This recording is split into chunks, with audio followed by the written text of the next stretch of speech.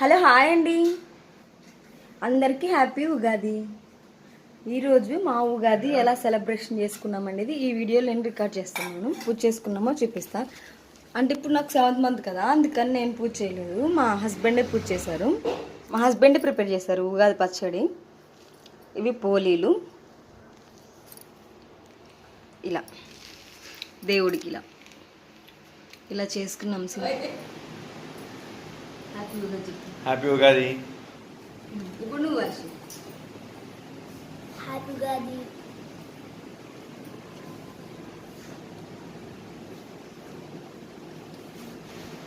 నీకే ఫ్లేవర్ తెలిసింది?